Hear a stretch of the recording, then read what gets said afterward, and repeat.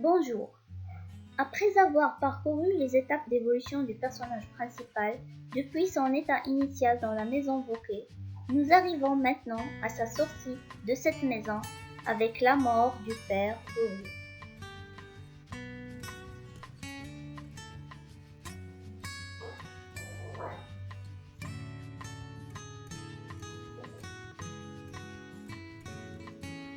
Donc notre objectif est de repérer l'aboutissement de cet apprentissage et d'étudier l'évolution du personnage principal, bien sûr, Eugène de Racine. À cette fin, on va étudier un extrait du 4e chapitre de Après avoir fait jusqu'à la fin.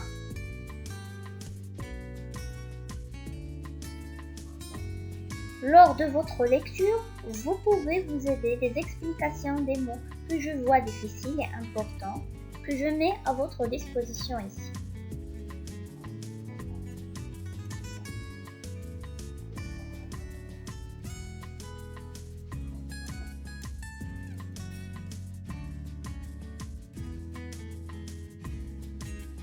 Avant d'entamer l'analyse du passage, faisons d'abord un petit rappel du titre, l'auteur, le genre et quelques autres œuvres de Balzac.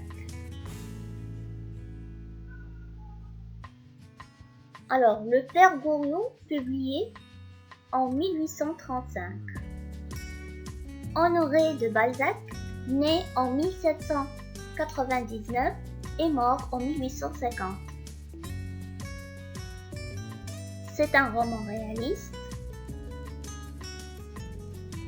Le cousin Pan, la cousine Bête, deux autres œuvres du même. Pour situer le passage, nous allons nous guider de deux questions. Premièrement, qui prit soin du père Goriot durant sa maladie? Et deuxièmement, ses filles lui ont-ils rendu visite?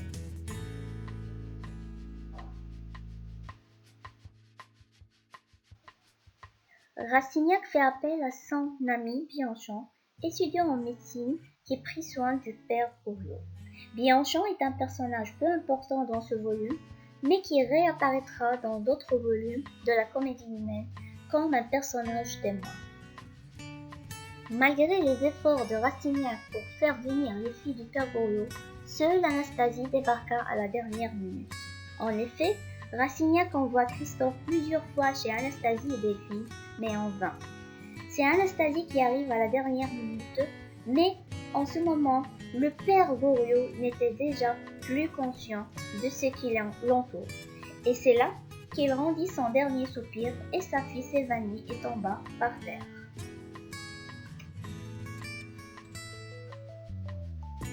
Nous pouvons alors repérer trois axes dans ce dernier passage. Les funérailles du père Goriot, la fin d'un apprentissage et l'axe le plus important, le défi.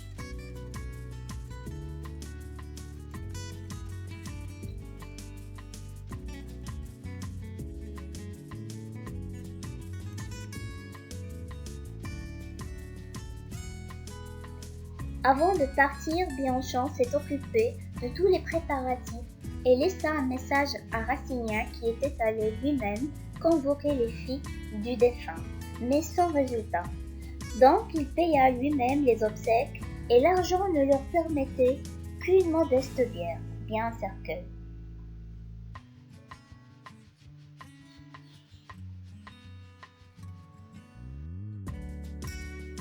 L'enterrement eut lieu vers le coucher du soleil. Alors les prêtres se précipitaient pour finir vite et surtout pas trop motivés par les honoraires qu'ils ont encaissés. Seuls Rastignac et Christophe assistèrent à cet enterrement.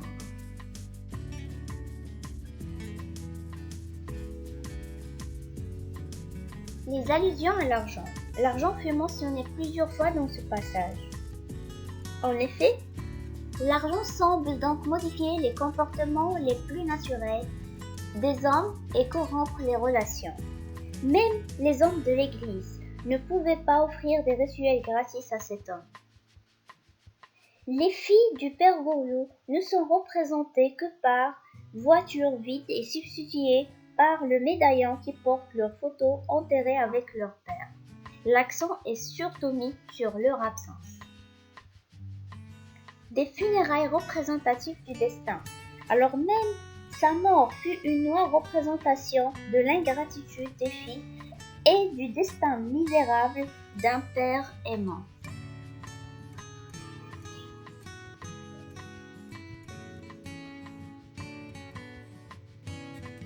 N'oublions pas qu'il s'agit d'un roman d'initiation, d'apprentissage, donc une suite de leçons qui arrivent à leur fin.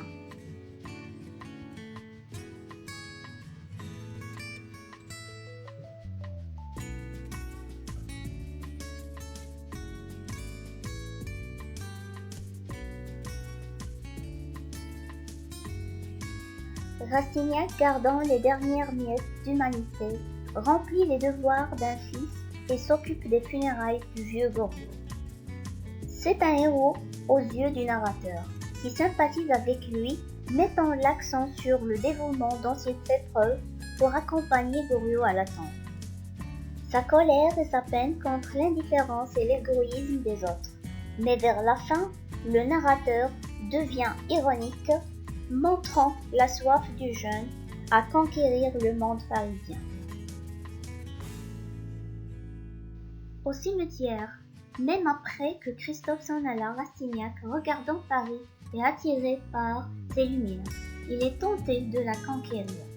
Juste une petite remarque, l'illustration représente Paris au coucher du soleil avec la tour Eiffel. Mais à vrai dire, celle-ci n'était construite qu'en 1989, 4 ans après la mort de Balzac et 70 ans après le cadre temporel de l'histoire.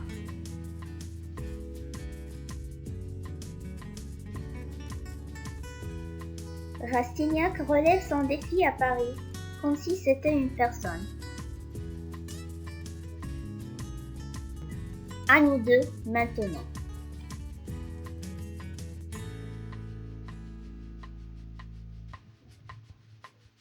Paris est vu à travers les yeux avides de Rastignac et reflète donc son ambition.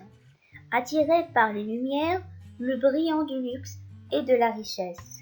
Il faut dire donc que la mort de Goriot enterre avec elle le passé, y compris l'ancien Rastignac, le jeune provincial maladroit et humain.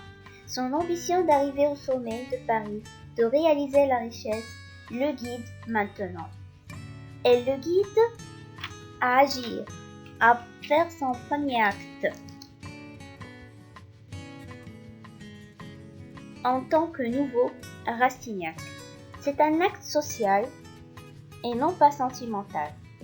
Un acte qui provient de la planification immoraliste, inspiré des leçons d'arrivisme qui se basent sur l'exploitation d'une femme riche.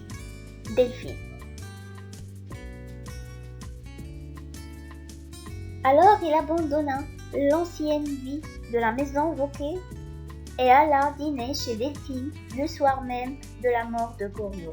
Premier pas vers le monde du paraître et de l'égoïsme.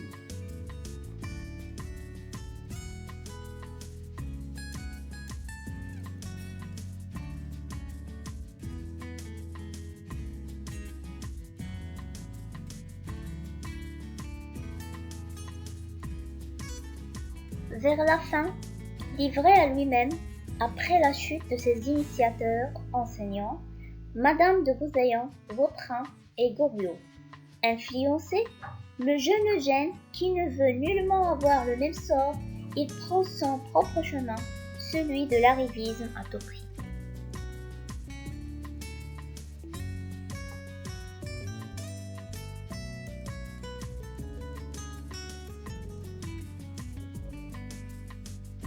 La fin de ce roman dévoile les deux itinéraires opposés de Goriot et de Rastignac, la déchéance de l'un et le désir irrépressible d'ascension de l'autre, la fin du vieux et le début du jeune.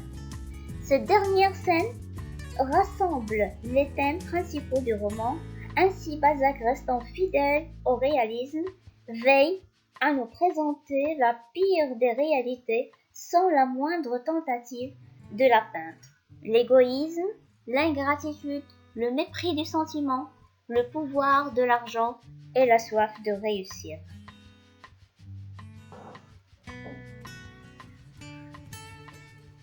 Voilà, nous arrivons à la fin de cette présentation et du roman. Testez vos acquis en essayant de répondre aux questions dans les tests sur les liens suivants.